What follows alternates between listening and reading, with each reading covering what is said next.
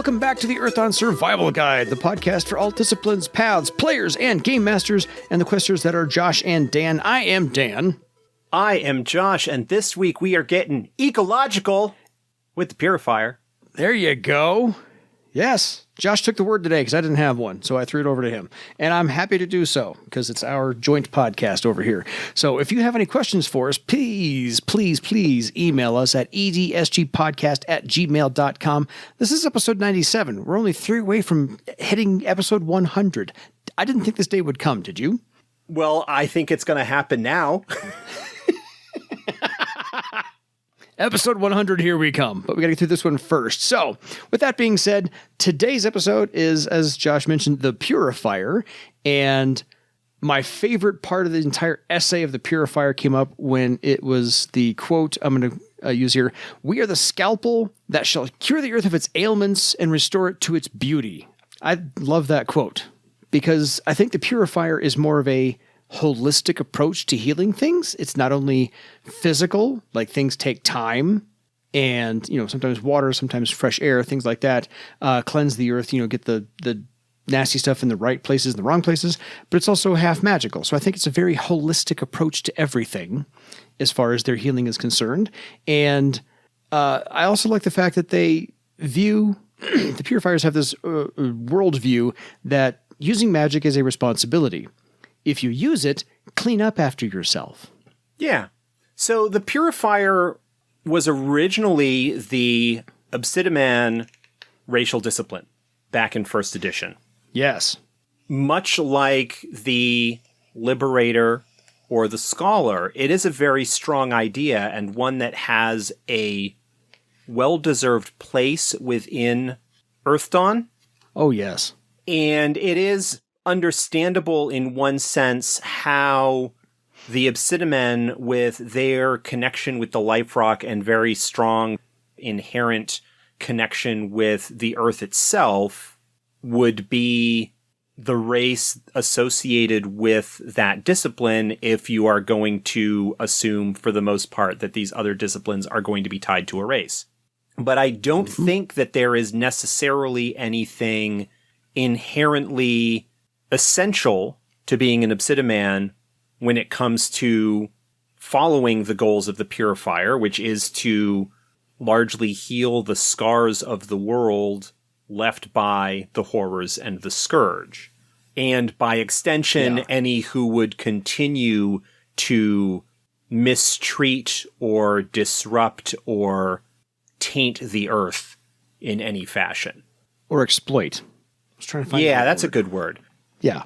But again, much like the Liberator, which we talked about in the previous Path episode, even the Liberator Path still owes a lot of its lore and legacy to its orcish origins. Yeah. There we go. The Purifier, likewise, the Path still owes quite a bit to its obsidimen origins. And we talked about all the way back early on in this series where we talked about the Brothers of Stone, how the Purifier, the original version of it in some ways, had some ideas in it that got split off into their own things, and it took the sort of essentially obsidiman bits of it and moved those over to Brother of Stone, and took some other concepts that were in it with regards to the unarmed combat pugilist type and put that into the Gauntlet, at least in some conceptual sense. Yeah. The original version of the Purifier kind of had these ideas that didn't quite necessarily gel 100% with each other. Not that it was bad. Again, there wasn't necessarily anything inherently essential obsidiman about the desire to cleanse the earth. No, that was like a complicated Venn diagram. They just needed to be separated out. And so that aspect of things got pulled out and developed into its own idea that quite likely has a lot of obsidimen involved with it in terms of the raw numbers of adepts that are following that path. Many of them are likely to be obsidimen, but it's like the Scholar, like the Liberator, not something that requires that in order to pursue that philosophy.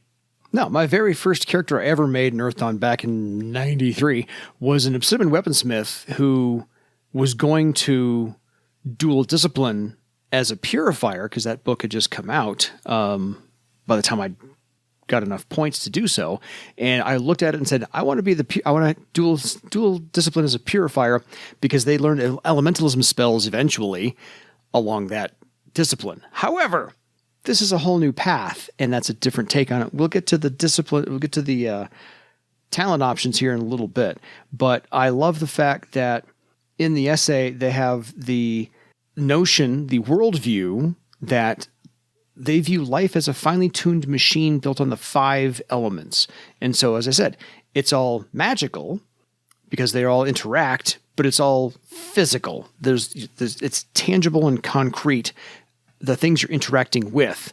So you're using magic to affect the physical realm of the air, the earth, the water, the trees, and all these things that are nature in and of itself. And they do understand that there's a balance. You have to have maybe some controlled burns so the forest fire doesn't spread too far.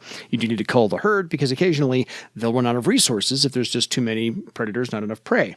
Or you need to stem an invasive species as well, because this is not where they belong. There's no balance here. They're going to eradicate something that needs to still exist. And so they understand there's good and there's bad, there's yin, there's yang, there's balance to everything. There has to be predator, there has to be prey. So they understand this in complete world. Yeah, there's a sense of stewardship that goes along with the Purifier philosophy as presented in the 4th edition Path book. Yes. We have the ability to reason and to use tools and to understand that we are just as much a part of this cycle of life. Yes. And therefore, with our ability to reason and to use tools, we have a responsibility to manage these resources, to manage the bounty that the earth provides in a responsible fashion. Yeah. And that it is the senseless destruction or exploitation of those gifts, of those resources, that draws the anger and the ire of the Purifier. Rightfully so. Rightfully so. Yeah. But that it is related in the same way, in a similar way, to the sheer just wanton destruction that was wrought by the horrors. Yes. To a certain extent, you might be able to understand, if not condone, a town clear-cutting a forest in order to make room for farmland in order to grow crops. Yeah.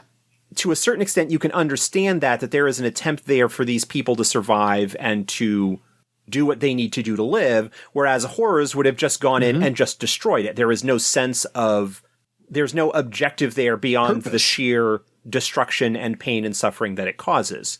Yeah, there's no byproduct or purpose for them to do so other than they wanted to. Right. Because they could. It's like a kid stomping on an anthill. He just wanted to. So that's a big part of the philosophy of the Purifier, is that sense of stewardship and appropriate care and relationship with the earth and understanding one's place within it and the responsibility one has to that cycle to treat it appropriately, because if it's mistreated, if it is thrown out of balance, if it is destroyed without consideration for the consequences, then those resources will not be there in the future to allow people to continue to live. That if you poison the river with the leavings from your mining operation and it kills all the fish, then that Tiskrang village downstream is going to starve and people are going to suffer. In a previous episode, we talked about, like, you brought up Greenpeace, and I said the Greenpeace seemed to be more like in line with the Purifiers than they would be with the Liberators. And there is certainly a level of ecological responsibility and ecology, sort of tree hugger aspect to the Purifier. And there are certainly, I think, individual Purifiers or groups of Purifiers that might take things to a much more extreme end. And I would actually perhaps even refer people back to the episode we did on Jasperi, because there is a pretty strong connection philosophically between Questors of Jasperi and followers of the Purifier path. But I would not say that all Purifiers are eco-terrorists. Term I was going to use as well. There is certainly space for understandable and appropriate use of the resources available because people are just as much a part of the world as anything else. In some ways, should deserve just as much consideration when it comes to the effects that they have on the environment and so forth. I also like the fact that the Purifier is not somebody who's just, I'm here to fix it and hang around forever to enjoy my handiwork. I know I have other things to go do, but that they really do seek solace and healing in nature. It's the fact that they know they need, human beings nowadays, we need our vitamin D from sunshine. We need to get out and get some fresh air. Need to go for an occasional walk somewhere. And the Purifier just knows that nature is good for you. Clean air, fresh water, good place to be. It's all good for you. And so they appreciate that as well. But the Purifier is always traveling, always moving, and they know they got a lot of work to do. Cleanse this area, cleanse that area, whatever it may be. So they're constantly on the move. So it's easy, I think, to work in a Purifier as a path onto whatever discipline you are, because you're constantly moving. So this is one of the easier paths to follow to bring onto your discipline, because anywhere you go, something's going to need your attention. Yeah, this is a path that is a little bit more open than, say, the Horror Stalker when it comes to dealing with the horrors and the aftermath of the Scourge. But the Purifier is going to be a little bit more open, a little bit more willing to work with people and educate people and advance the cause of healing and alleviating suffering and so forth. Whereas the Horror Stalker is in some ways kind of broken and focused on revenge when it comes to dealing with the horrors and the aftermath of the Scourge. Yeah, I think this is more narratively flexible for both player and game master to use. You're still going to have a character that is going to be approaching problems from a particular mindset and could potentially have a certain amount of narrative weight that drags things into more of an ecological type bent. But that is something that has a lot more potential room for exploration and ideas when it comes to why they would want to do stuff. Yeah. So let me get your opinion on this, because I have a quote to pull from page 103 in the Purifier essay. Let me get your opinion on Purifier's overall general view of the Bloodwood, because that is kind of a oh boy, touchy subject. Yeah. I mean, I'm not going to ask about the wastes, because that's a whole different thing. They just that's an easy case. Yeah. The wastes and the Badlands are both damage done to the earth at the hands of the horrors, and are, in one sense, massive problems to address and to try and fix. The Bloodwood, while what happened to it was motivated in one sense by the destruction wrought by the horrors, was something that was done by the people of the wood.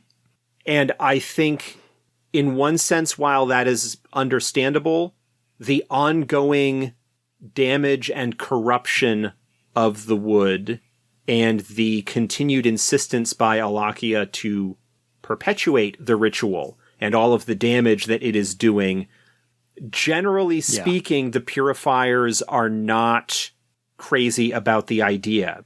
This isn't a situation like damage was done, it's just going to take a lot of work to clean it up. It's the damage is still being done, and the people that it is affecting are continuing to do it. Yeah. For whatever reasons, for reasons that they won't explain to us and won't let us go in and do this. So there's a potential for games, if you're going to be having one that's involving upper level elven politics and the relations between the Bloodwood and the Elves of Barsave, or Shosara and Seriatha, or the Seekers of the Heart, or any of the other groups that might be involved in trying to redeem the wood in some way. a Purifier would definitely have interest in what might be going on there and how to potentially solve that problem, perhaps without really giving any consideration at all to the politics involved, especially if they're not an elf. Their interest would be in healing the wood and not really caring what the court or other elves or anything have to say about it, which could bring up some very interesting potential conflicts and so forth. Yeah, my quote is from Vorkoth Kneecap, the troll warrior and Purifier, who says, that's what gets me about these blood elves. They just do exactly what they're told, even when the pain of blindly following an imperious ruler is literally written all over their face. So he says, yeah, to hell with them. So no love lost there, but I had to at least bring that one up because I think it is a very large opportunity for anyone who's going to become a Purifier to take that into consideration, certain areas of the map of Barsave and how you would approach those areas because you may travel there.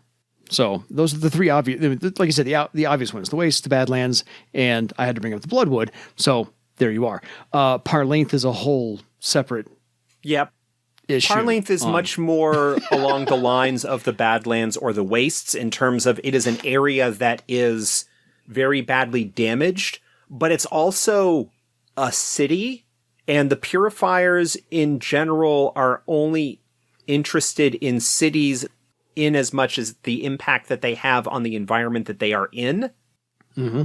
Parlength as a ruin is not, similar to the Badlands or the Wastes. It is a corrupted area and a massive project to redeem, but it is not, it's not like the Bloodwood necessarily. Yeah. It's just something that needs to be dealt with, and perhaps when it has been sufficiently cleansed, the ruins can be rebuilt or reclaimed or allowed to go back to nature or whatever ends up happening with it, as long as the horrors, corruption, and damage is not allowed to spread beyond its border. Yeah, in the essay, next page actually, the viewpoint of the Purifier writing the essay I think is fantastic when they say horrors destroy out of compulsion and consumption, and we do so out of ignorance and power. And so they're not just here, as Josh said a while ago, to clear up the damage and destruction wrought by the horrors. They also know, to Josh's point, that all the other Namegivers also have the same capability of just exploiting anyone, anything, anytime. And so they're not just here to clean up after the horrors. They're here to restore the balance left by whoever did the destruction. Right. And that was a point I wanted to bring up. So Purifiers are basically the Avengers of the Earth. There's a strong educational aspect to that part of being a Purifier. The idea that perhaps people are not aware of the consequences of what they are doing, and it is part of our role to educate them to become the proper stewards of the earth. Mm-hmm. And if they won't listen to us, then we punch them. But we'll give them a chance to do right when shown the error of their ways, something that the horrors are not capable of. Something that, at this point, we have tried educating the elves of Bloodwood, and they have rebuffed that, and therefore we punch them. Those things just needed to be said. That there's a whole lot to this tapestry of the Purifier's worldview, and I think this is also the opportunity for a major group pattern within the group you're already traveling with. Because I think if you do it right, you can convince other players to join this path along with you. And because the Purifier doesn't mind other paths coming along, so you can have another group pattern and the Purifier at the same time, except for horror stalkers. That's just not going to happen because that's explicit in there. But otherwise, yeah, I think this is another opportunity for a single player to approach the game master and say, I want to, add Purifier to my character. And if they do it right, someone else in that party may come along with them. It's an interesting idea, and one that very strongly supports one of the major themes of Earthdawn, and that being the redemption and recovery of the land in the wake of the magical apocalypse that was the Scourge. Other than that, I think we can almost get down to brass tacks and talk about the mechanics, but there are a couple of things to learn, which is that there's one specific terminology we're going to talk about a little bit called is it a caliph? Which is a reclaimed holy site, which is where something used to be absolutely despoiled by whatever, and that once a purifier goes in there, reclaims that land, and can cleanse it, then it's renamed, and that's now called a caliph, Kaliff site.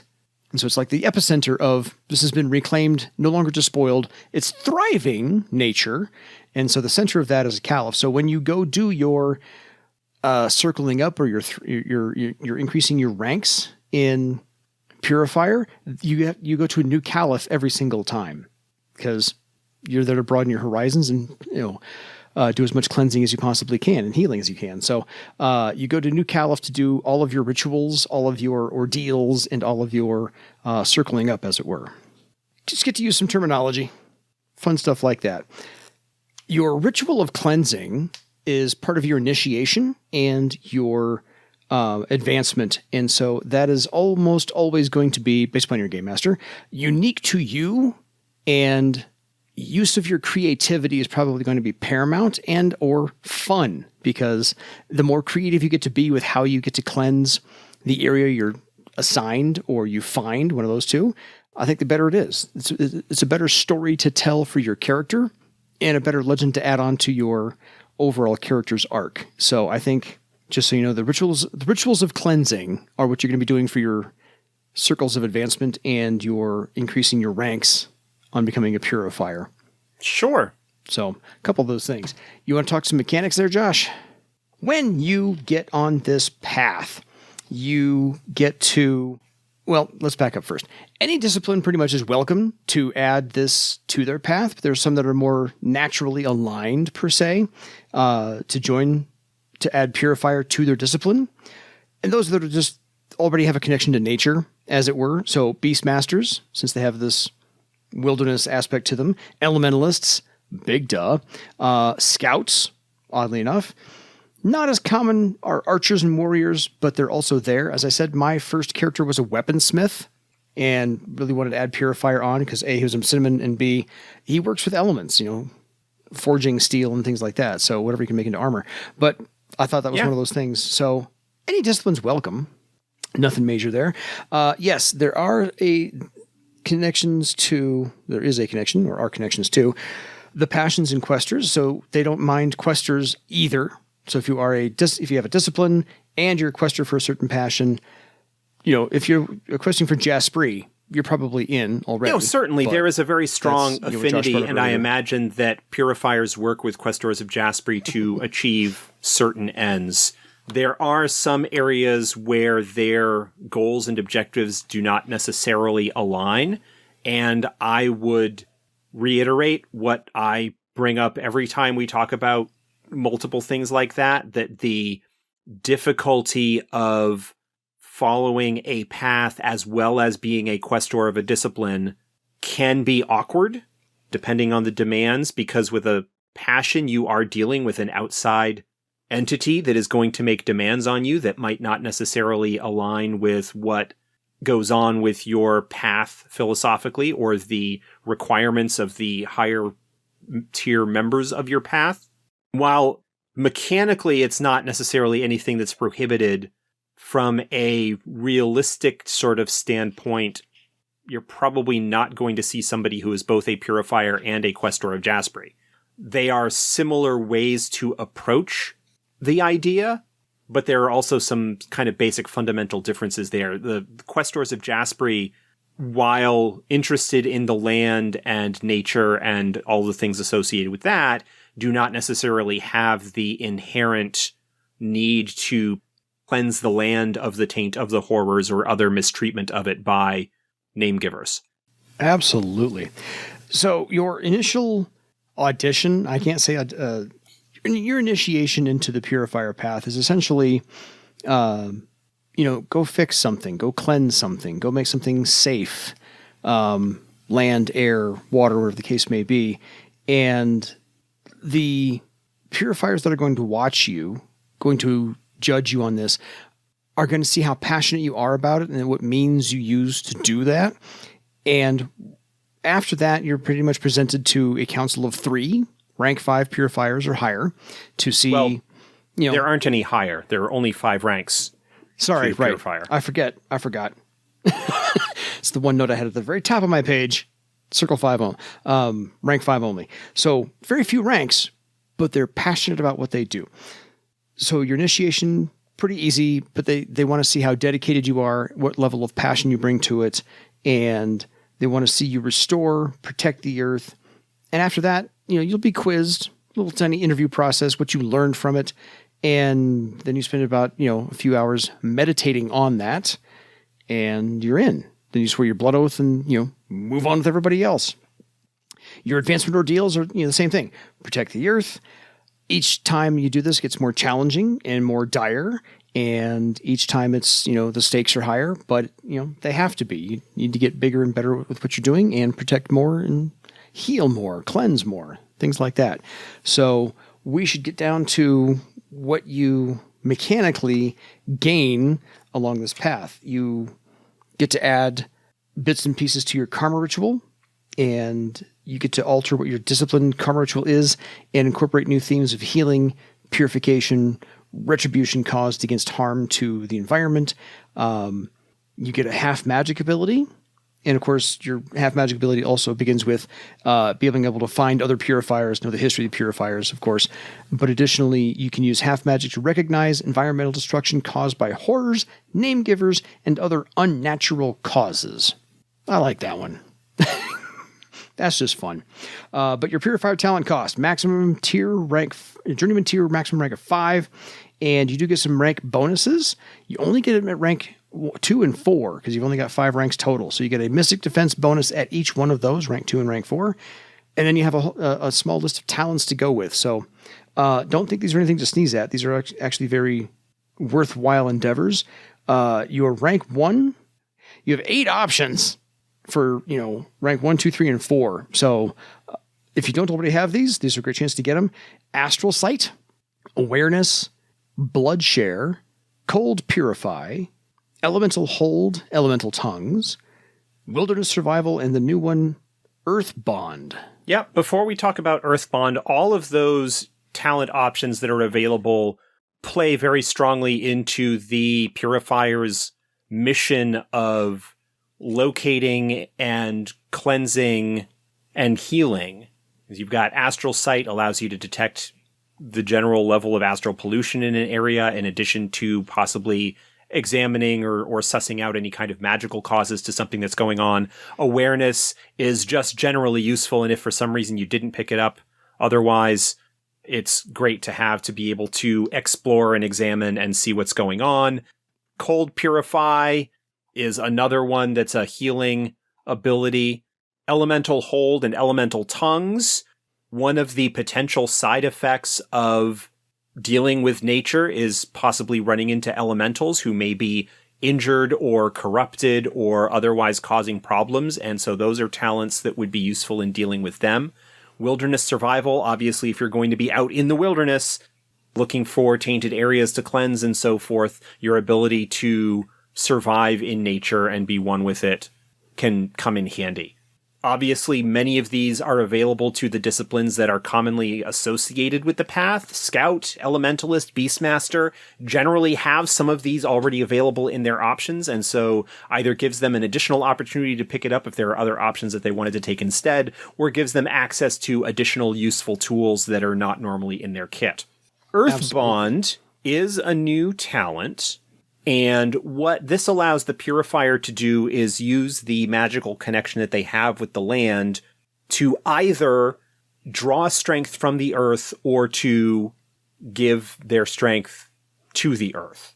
Basically, it's a healing ability that allows them to heal themselves by drawing power from the earth, or they can use their own energy to try and heal the earth, acting essentially as if they had cast the spells both Purify Earth and Purify Water, with the result of the talent test being equivalent to the spell casting if they had cast the spells.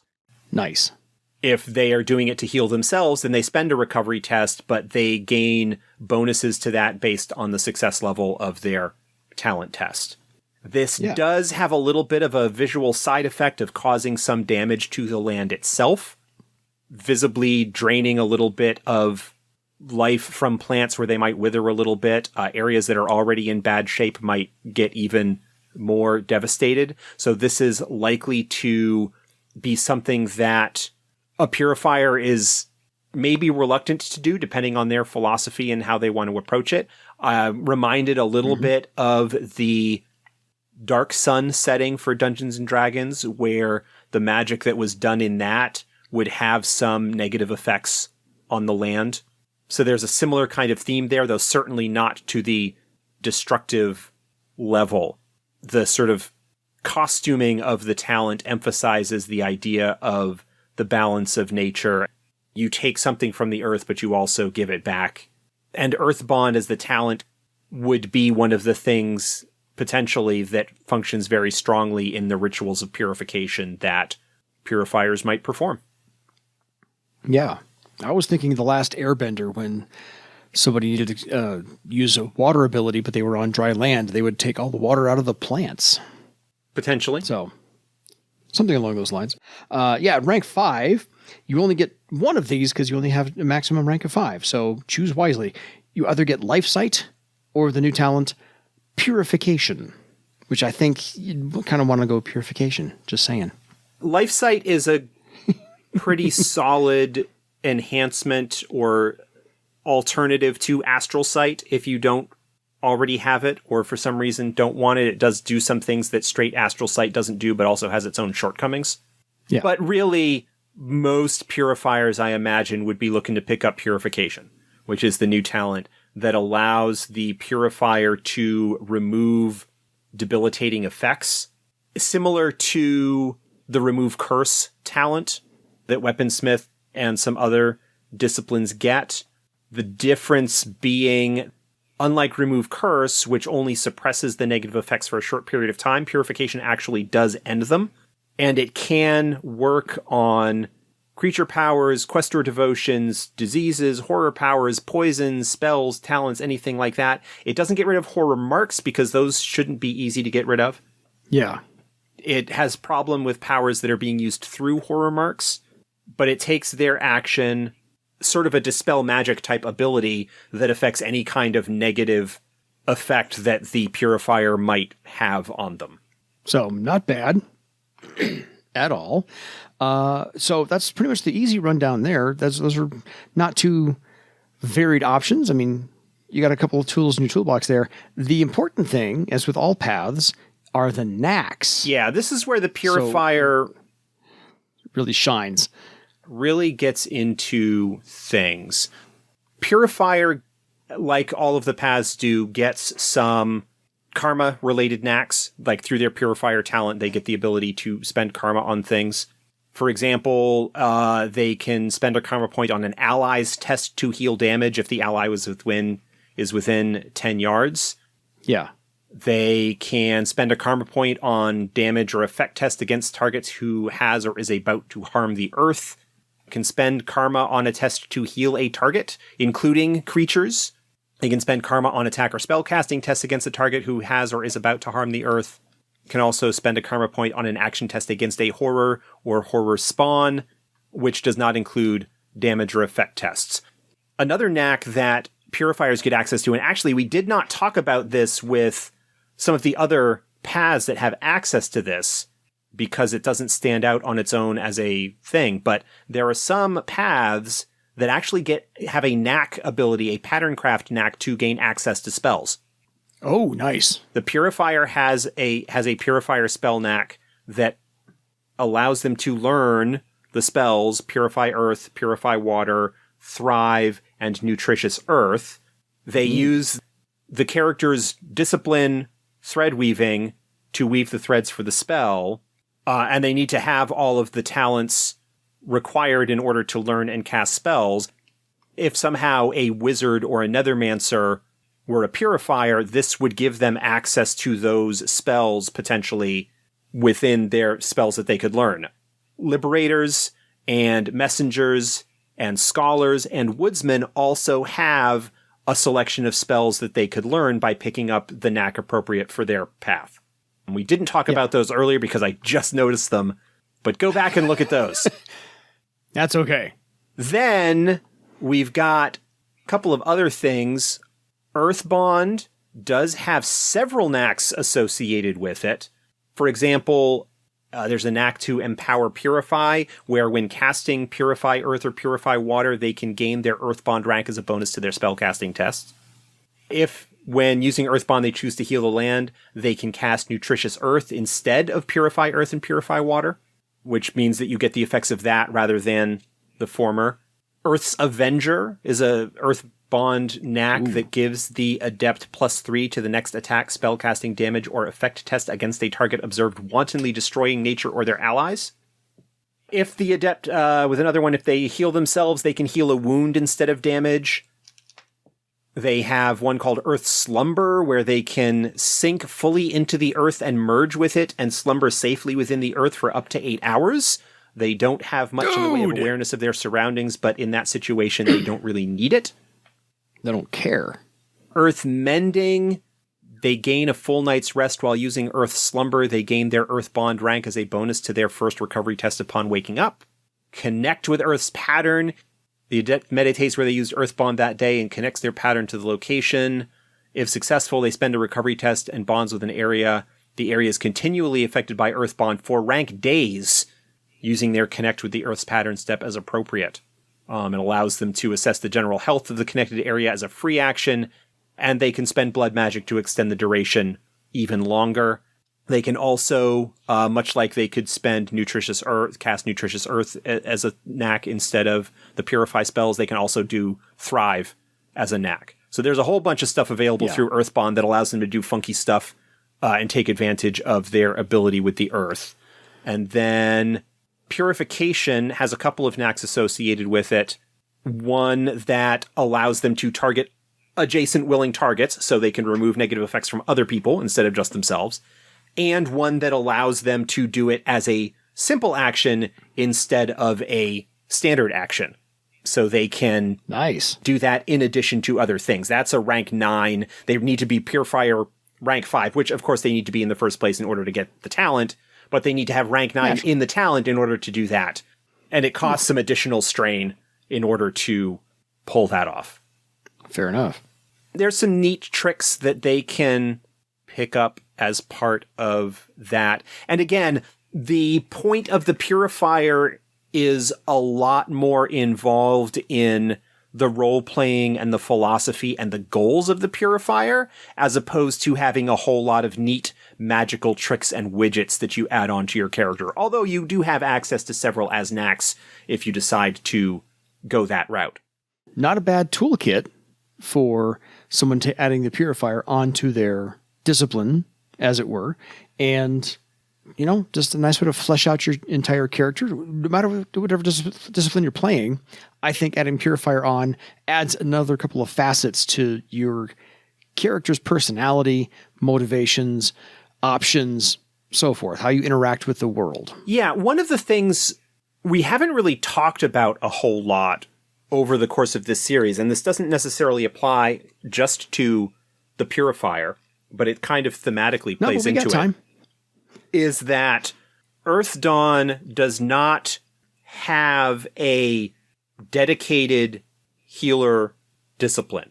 Yeah. There's no equivalent to the traditional sort of D&D cleric, one of whose goals is to heal the party and keep them topped up from damage they suffer and things like that. There are a couple of disciplines that have decent support for that. The Elementalist has some spells that are really good. The Nethermancer has a couple of spells that are really good for providing healing. The general availability of healing aids with regards to booster potions and healing potions and stuff like that. Yeah. There's no real dedicated healer class in that sense. The Quester of Garland is about as close as you can get. That's what I was kind of getting into, is that if you are a player who wants to play a healing support character in that regard, There are likely going to be a couple of disciplines that you might choose from. But then you look at Questor of Garland, you look at Purifier. There are a couple of different ways of adding things onto your character that are going to play into that theme of being a healer and support type, each of which has their own particular flavor and objectives. Yeah. But both of which also carry with them some secondary themes of defense and kicking ass in addition to simply healing. The Purifier has the idea of being the Earth's Avenger. The Questor of Garland has the Defender of Hearth and Home idea as well. So those are definitely things to think about if you're a player who traditionally approaches games looking to play a sort of healer support type role rather than necessarily being a damage dealer or investigator or whatever other type of archetype you might follow. I think the Purifier is a nice offshoot or update. That's a better word. A better update than its original form, where I said it was that Venn diagram of we have these 3 or 4 ideas that kind of meld in certain areas, but we were going to offshoot those as to what you guys did in 4th edition. I think the Purifier ended up nicely in its own lane compared to the other ones that all came from the original. It allowed a certain amount of thematic focus without diluting stuff.